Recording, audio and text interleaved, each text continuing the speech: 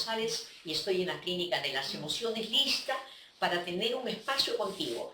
Más o menos 20 minutos, media hora, vamos a estar juntos y vamos a hablar de cosas que realmente importan.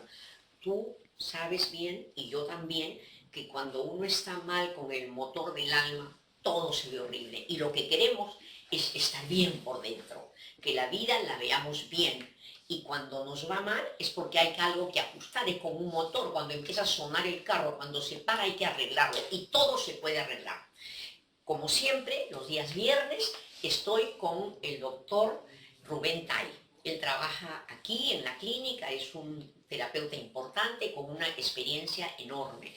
Rubén, ¿cómo estás? ¿Qué tal? ¿Qué tal? ¿Por qué no nos cuentas? Vamos a hablar de 3 casos. A ver, Rubén, el primer caso... El primer caso es la señora Yolanda, de 53 años. 53 años, o sea, ya es una mujer Claro. mayor, ¿no? Pero trabaja en una cooperativa de crédito. ¿Sí? Y nos refiere que tiene miedo a su jefe, porque es una persona que trata mal al personal, incluida a ella. O sea, esta señora tiene miedo al jefe.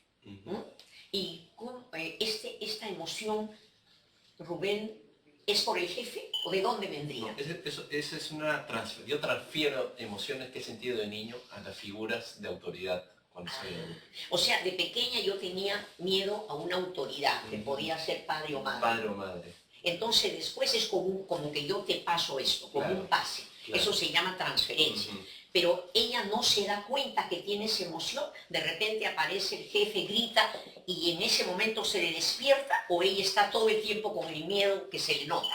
Claro, lo que pasa es que el miedo se reactualiza. Se reactiva, como un botón, como que prendo la luz. Claro, y entonces se activa lo que ya tenía yo guardado. O sea, ella tiene guardado el miedo, pero está bien guardado. Cuando ve al jefe, hay algo que inconscientemente le hace recordar al padre, madre o a la persona que ha tenido autoridad. Y entonces se le despierta ese miedo. Claro. Se reactiva. Se reactiva. Y entonces, a pesar de tener 53 años, se puede sentir como una criatura. Claro, como una niña. Y esos niveles de miedo varían, me imagino, de una persona a otra, ¿no? Claro, cuando el miedo es muy temprano, puede llegar al pánico. Cuando el miedo es temprano, ¿qué quiere decir un miedo temprano? Cuando la persona ha sido muy chiquita. Desde muy pequeña, en los primeros meses, ha habido como un miedo intenso porque los padres no han cubierto, o han tenido miedo a los padres. Han tenido, o por ejemplo, al ambiente. De repente ha habido gritos. O conflicto entre los padres, sí, ha visto escenas de violencia entre sus padres, habría que ver cómo ha sido el ambiente. Aunque no lo recuerda. Claro, eso pero se grabó, pero ha quedado grabado. La emoción de miedo queda como en una grabadora. Y entonces eso está guardado y la mirada de este jefe o una palabra fuerte la despierta. Y se reactivan esas emociones. Y reactivarse quiere decir que esta señora de 53 años vuelve a sentirse como bebé, como niña. Claro, es como una regresión, yo regresiono, cuando reactivo algo del pasado, es como retrocedo a esa misma etapa, como ya no es la señora de 53 años, y es una niña de 1 año. O de 2 o 4, lo que sea. Qué interesante, ¿no? Porque hay tanta gente que sufre con los jefes, a veces el miedo es tan grande que ni siquiera se presentan para postular a un cargo. Claro. O tiemblan. Claro. Es como que están invadidas por el miedo, entonces ya no pueden pensar en ese momento. Pero eso quiere decir, Rubén, que todos tenemos miedo, pero en diferentes intensidades. Claro, depende cómo ha sido la relación con los padres, ¿no? Si ha sido un padre autoritario, entonces ahí va a haber, no solamente un padre autoritario, puede haber existido una madre frágil, porque generalmente cuando una mujer elige un hombre autoritario, es una mujer frágil. Claro, porque a un autoritario no lo va a tolerar una mujer madura, equilibrada, le dice, oye, compadre, ¿qué te pasa? ¿No? Pero cuando la mujer es frágil, porque también le pasa lo mismo que a ella, se vuelve a asustar. Claro, ¿no? Tiene miedo. Claro. Ahora, en el caso de esta señora, ella va a un trabajo y ella no eligió a este hombre, ¿no? A este jefe, sino que de repente se le activa el miedo. Claro. Es que es un personaje que le hace recordar su historia.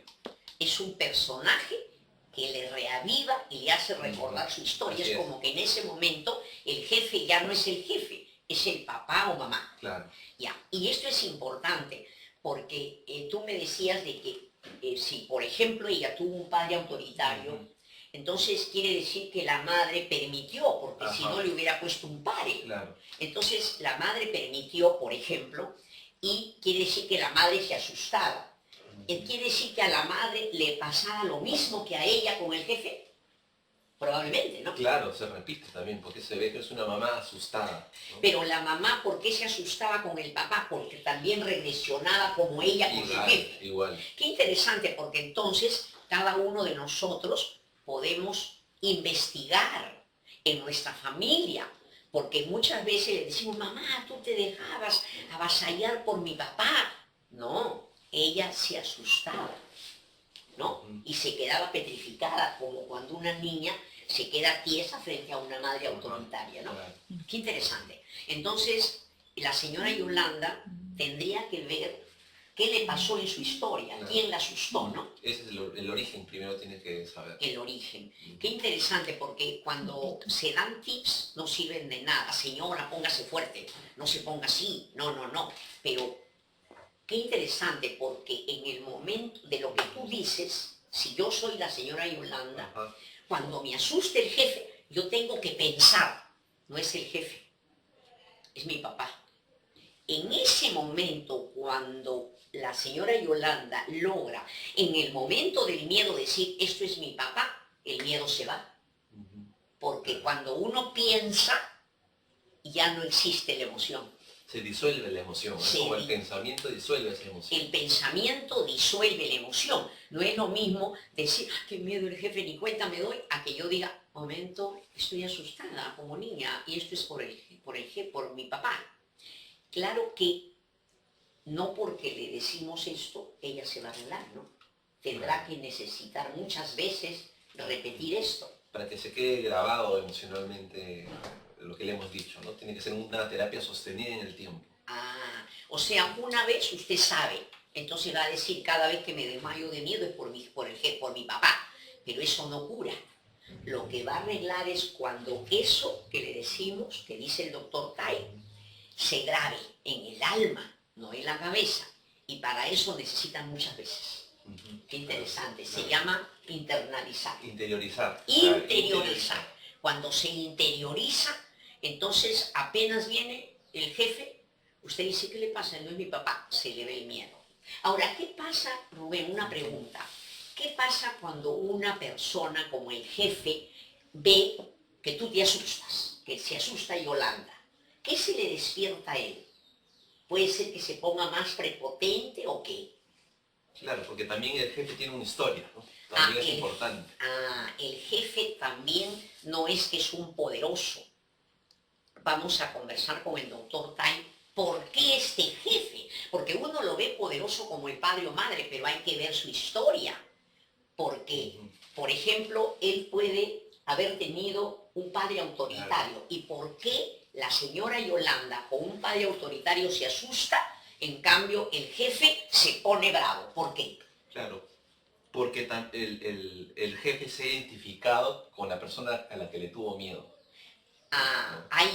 O sea que si tú eres mi papá y tú me asustas, yo puedo hacer dos cosas. Como la señora Yolanda, cada vez que veo uno bravo como tú me asusto. Pero también puede hacer la identificación con el agresor. O sea, ya no me pongo así, sino que me pongo brava, como mi papá. Y asusto a todos. Entonces su jefe no es el poderoso que cree, sino que simplemente se ha copiado, se ha puesto el disfraz de poderoso para que no lo vuelvan a hacer sentir un piojito. Claro, porque es un niño asustado. En el fondo, muchas personas que son autoritarias son como niños asustados. Que se han identificado con el agresor. Y esto quiere decir que si Yolanda con certeza ha tenido padre o madre autoritario, entonces también ese padre autoritario o madre, no es que eran poderosos, sino que son niños que se han identificado con el agresor. Con el agresor. Qué interesante, porque cuando uno es adulto, equilibrado, no necesitas gritar. Además, hablas con la criatura, lo convences, o hablas con el empleado y le dices, esto no me parece. pero gritar ya Claro. es desesperarse. Claro, que el gritar ya es un impulso que tienes, ya no es hablar. Ya no es hablar, es un impulso. Quiere decir que este jefe también tendrá miedo de sus superiores, por eso la grita Yolanda, Claro. o por eso se pone bravo, ¿no? Claro, porque también es un mecanismo de defensa, ¿no? No Del jefe. jefe. Del jefe, claro. ¿Por qué mecanismo de defensa? ¿Cómo? Porque tiene un temor, en el fondo tiene un temor a que no le hagan caso. Es como el niño, ¿no? Que como no ha sido correspondido, tiene temor a que no le hagan caso. Y por si acá grita. Y por si acá ponen una cara así, ¿no? Claro. Qué interesante, qué interesante. Bueno, porque estas emociones, esta emoción de miedo que estamos analizándola y que sirve no solo para Yolanda, sino para todos, entonces imagínense que Yolanda, que tiene 54 años, hubiera visto esto cuando era chica. Claro. ¿Cuántos episodios de miedo, no es cierto? Claro que nunca es tarde, pero por eso es que es importante a los chicos traerlos a la terapia desde temprano. Claro. Y que los padres vengan a sus talleres, si no tienen dinero, vienen al taller que es más barato los días jueves, acá, en Miraflores, a las 7 de la noche, o a las 6:30 de la tarde todos los martes, en Los Olivos. Entonces imagínense, mientras uno más conoce esa emoción, más fácil la voy a dominar. Claro, porque la reconozco, esa emoción hay que reconocerla siempre. Cuando reconozco la emoción, la pienso. ¿No es cierto? Digo, ¿qué me pasa? No es lo mismo estar así que decir qué me pasa. Ya cuando digo qué me pasa, es que tengo una parte más madura, claro, ¿no? Porque estoy entendiendo de dónde viene esto. Es un entendimiento. Entendimiento. Por eso es que no hay tips, porque en el tips es haz lo que haz lo que tiene, me parece que debes hacer esto. Por eso el consejo no sirve. Claro, no ayuda a que uno reconozca emociones. Claro, lo que tú dices, esa palabra es excelente, entendimiento. Entendimiento, que no es conocer, porque conocer es un proceso más intelectual, racional, ¿no? Darme cuenta es. Darte cuenta es el entendimiento. Darme cuenta es el entendimiento, no es saber. Claro, saber. Yo puedo saber que me asusto por mi papá, pero no es si no entiendo el proceso. Claro. Entonces voy a seguir temblando, ¿no? Y eso se hace en la terapia. En la terapia se logra. Y qué interesante, porque estoy pensando en todos los padres aniñados que se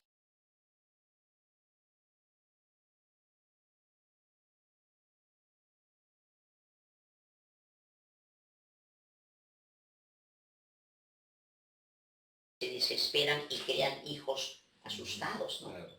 Tú, por ejemplo, en tus terapias que haces, ¿qué notas? ¿Cómo son los padres? ¿Cómo cuando los niños vienen asustados? ¿Qué ha pasado con los padres? A ver, ¿por qué no me cuentas alguna historia o en general, como quieras? Claro. Para que los padres que están escuchando aprendan, o si son hijos, para que aprendan qué pasó, ¿no? Claro, es que muchos padres están repitiendo la escena que ellos vivieron, pero ya al reverso. Ya no son ellos los niños asustados, sino ellos son ahora los prepotentes padres que tuvieron. Pero ya no sienten que ellos son los necesitados, porque lo colocan en el hijo, ¿no? O sea, a mí me maltrataban, entonces yo maltrato al hijo. Ajá. Pero también puede ser que se pongan al revés y que sigan siendo maltratados y que al hijo lo pongan como león, ¿o no? También puede pasar, claro, porque pueden...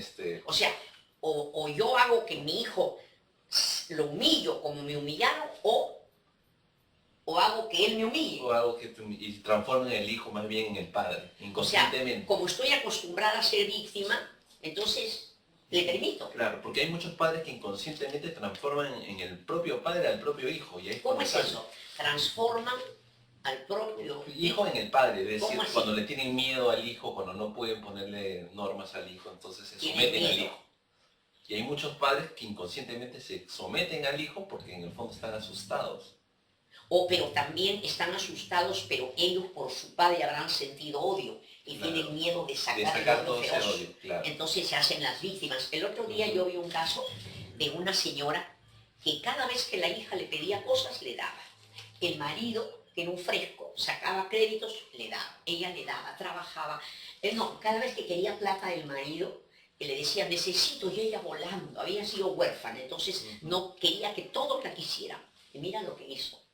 Esta señora habían comprado con el esposo que la torturaba pidiéndole dinero y la hija hacía lo mismo. Esta señora compraron su casa, todo, y como le seguían pidiendo y ella era una teta que no terminaba, le siguió pidiendo crédito, ella empezó a pedir créditos. Esa bondadosísima. Entonces ellos pedían más, la chica quería carro, todo, él también. Él le dijo, yo me voy a vivir fuera, a otro departamento, pero de todas maneras no daba plata. ¿Y cómo se vengó la señora?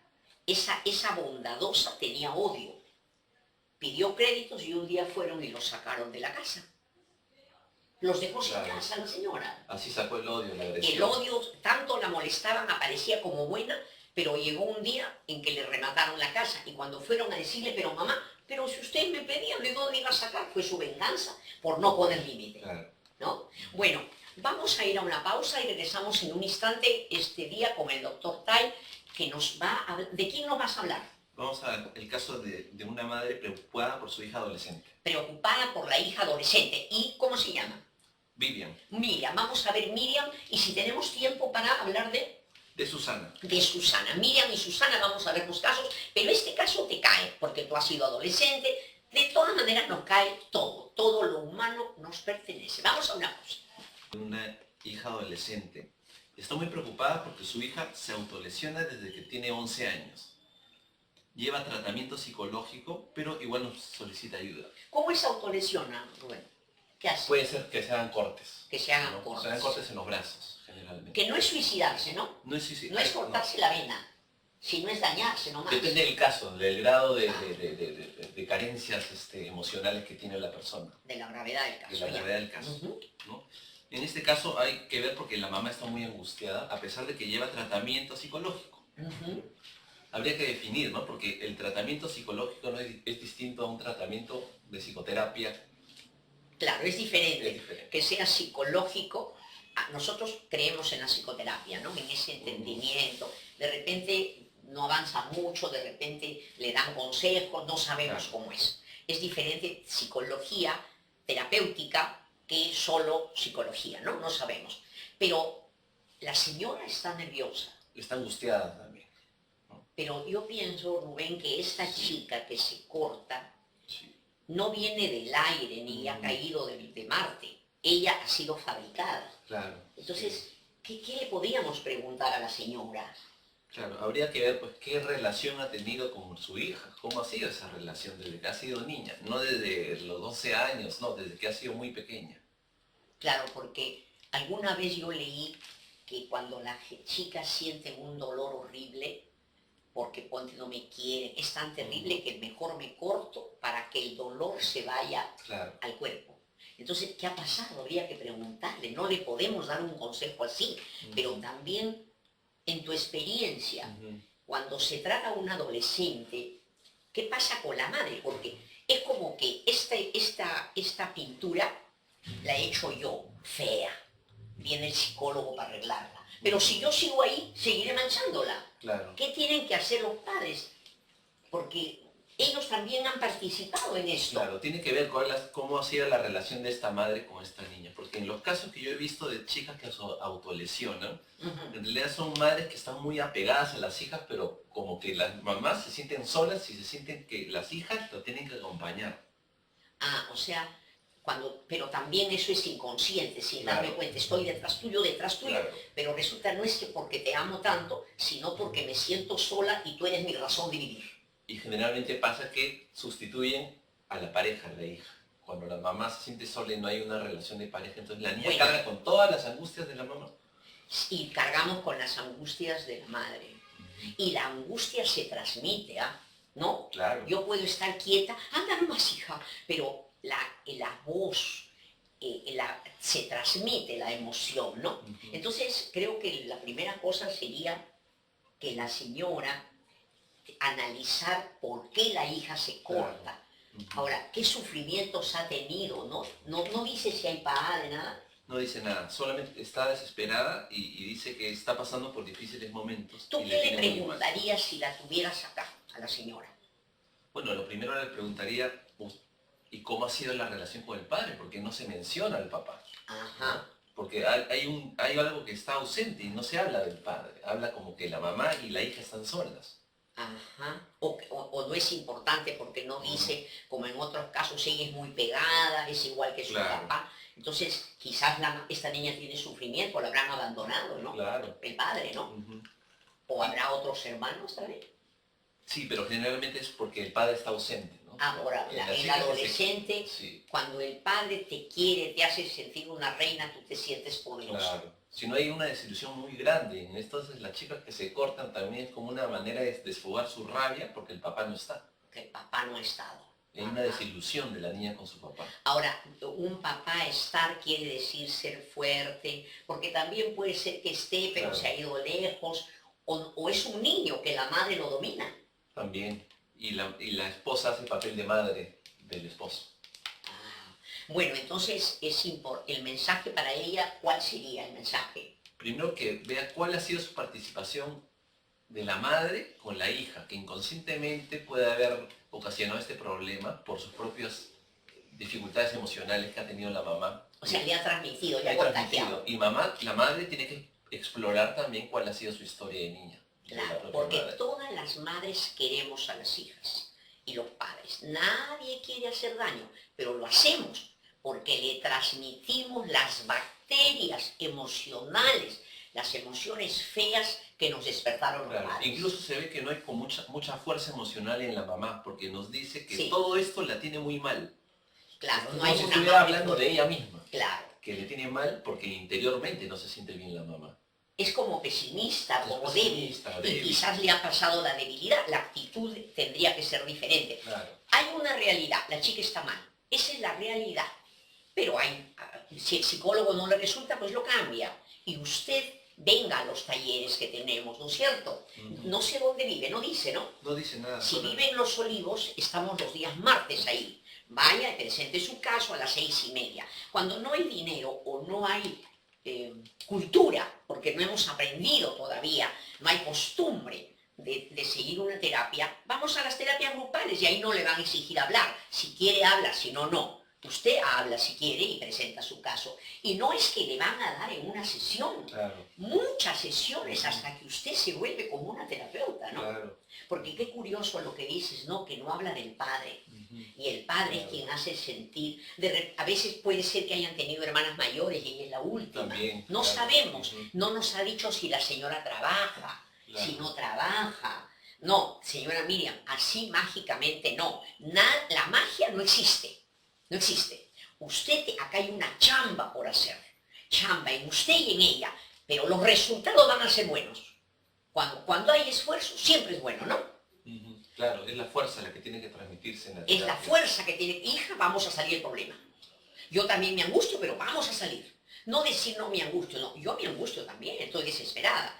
Pero tengo otra parte fuerte, ¿no? Claro. Ya, ¿y qué otro caso tenemos? ¿Y Soy Carmen González, es Rubén Tay, estamos hablando de casos para que ustedes puedan entender en la forma más fácil cómo ocurre en el alma, por qué vienen las angustias, por qué vienen los miedos, por qué vienen esos sentimientos feos que me impiden vivir, que a veces digo, estoy bien, quiero hacer esto y al final no hago. Entonces todos podemos caminar, pero necesitamos ayuda.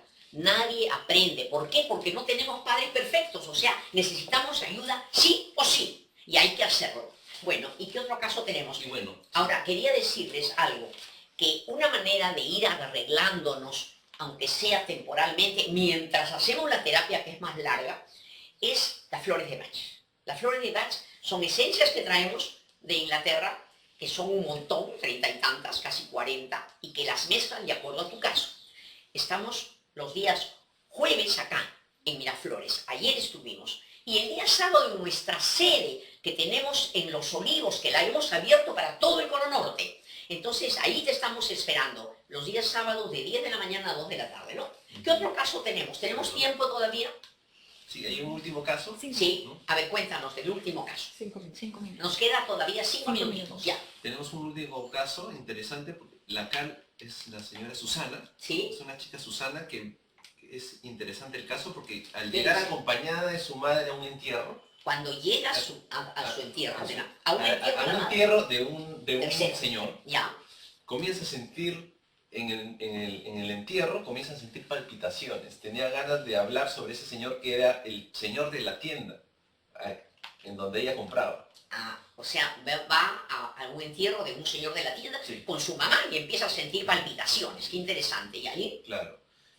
Y dice que comenzaba a sentir un dolor en el pecho. Quiere saber por qué le duele el pecho, qué está pasando adentro de ella, por qué comenzó a sentir esas palpitaciones cuando vio al señor.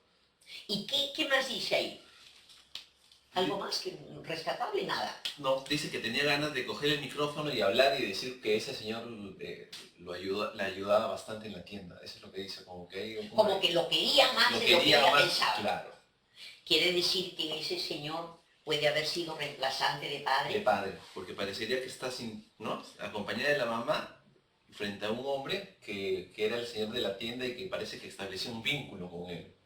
Como si ella no se hubiera dado cuenta que lo quería y cuando vio que ya estaban para enterrarlo, Claro. empezó a desesperarse. Claro. Entonces, ¿qué puede haber pasado ahí? Pero ella dice que el Señor la había ayudado. Le había ayudado, que la atendía, parece que como que le reconociera el buen trato que le daba cuando iba a la tienda. Esto quiere decir que a ella no la han tratado bien. Por eso cuando la trata Claro. bien el Señor, entonces realmente reconoce, porque si a mí mi papá y mi mamá me tratan como reina, yo no me voy a emocionar tanto con un señor, ¿no? Uh-huh. Incluso dice que le da pena porque lo veía atendiendo en la tienda con un collarín, porque era un anciano, era una persona de tercera edad.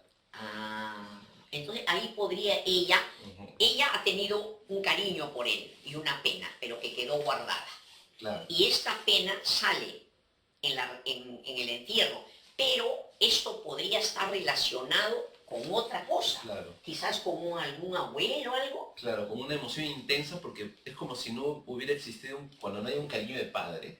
Uh-huh. Entonces, mi deseo intenso de cariño hacia otras personas del sexo masculino es más fuerte.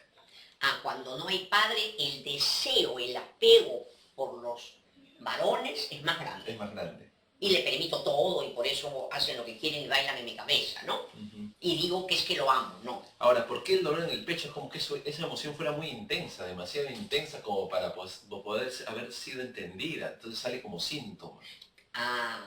Eso. Ahora, pudiera ser de que no nos dice la edad en que lo conocía el Señor. No nos dice nada.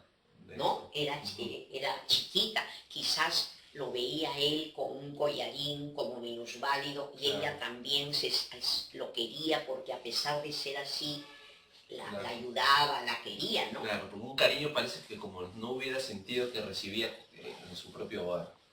Claro, puede ser que nunca recibió y le quedaba ese cariño, pero también podría ser de otra posibilidad, quizás que le recuerde a un abuelo. A un abuelo, a una figura de padre sustituto que probablemente no ha existido un papá para ella. O quizás puede haber existido un abuelo que reemplazó al padre, ¿no? Claro. O también puede ser que haya sido una abuela minusválida. Entonces el collarín le hace recordarle a un minusválido, ¿no? Pero qué interesante, porque ella, ¿qué tendría que hacer frente a eso? Indagar. Indagar primero, que hay que saber un poco su historia de ella, ¿no? ¿Cómo fue con un papá? ¿Hubo un padre sustituto? ¿Cómo fue? ¿No? Claro. A veces puede ser que la mamá se haya separado del padre y haya un padrastro. ¿no? Claro, pero ¿por qué es peligroso esto? Porque esa emoción la tiene, Claro. ha salido, es una bomba. ¿Va a volver a salir? Sí, va a volver a salir. Eso solamente se ha reactivado por esta situación. Pero qué bueno. Claro. Porque ya sabe ella que esto es una bomba. Pero además no solo, yo veo algo, Rubén, a ver, explícame. Porque ella no solo le da palpite el corazón, pero no se acobarda, no se paraliza, sino que quiere agarrar el micro. Claro, quiere participar, quiere hablarle, es como que si le hablara al Señor. Como agradecimiento, como si no hubiera un agradecimiento al Padre porque probablemente no lo ha sentido. Y ya aparece esta figura sustituta. Y claro, y quizás cuando estaba en vida lo dejó, fue de su infancia, no regresó, y ya grande, y Claro. ahora quisiera decirle lo que no le dijo. Lo que no le dijo, claro. Qué interesante, miren cómo todo lo que nos pasa tiene una razón. Y no lo va a averiguar el vecino, pues, tienes que averiguarlo tú, ¿no? Muy bien, yo he estado contenta de estar con ustedes. Yo creo que escríbanos para que nos cuenten qué les pareció esta conversación con el doctor Tai, si fue más fácil de entender y si es que aprendieron, qué les ha parecido, para poder traer otros terapeutas y poder conversar con ellos. ¿Qué les parece? Bueno, algún momento tendremos un equipo donde ustedes intervengan, pero por ahora yo pregunto como si fuera ustedes. Escríbanos para decirnos qué les ha parecido, porque nos importa la opinión de ustedes. Y ya saben, el día martes los esperamos en Los Olivos, en Manuel Asensio Segura, 382. Ahí está la doctora Jimena Castro. Ella está a cargo de la sede. Y los días jueves yo hago el taller acá, a las 7 de la noche, ella a las 6:30. Pero además tenemos flores de Bach, el jueves acá y el martes allá. Lo que no sé es constelaciones, ¿cuándo hay? No sé. El 29. El 29 de junio tenemos acá la constelación que tienes que hacértela, porque ahí te vas a sentir tú en el centro y vas a poder ver qué te vino de abuelos, bisabuelos, etc. Bueno, yo he estado contenta de estar contigo. Gracias, Rubén. Gracias, Y necesitamos sus comentarios. Y nos despedimos hasta el día lunes. Que tengan buen fin de semana, escuchen buena música. No quisiera que nos encontremos peor el día lunes, porque si ustedes no aprenden algo nuevo, estaremos peor. Entonces, por lo menos escuchen música clásica, música de shiatsu, música de yoga, pero escuchen. Regálense una hora escuchando música bella. Abrazos para todos. Gracias, Rubén. Gracias, Paulina. Gracias, Lorena. Y hasta el lunes al mediodía.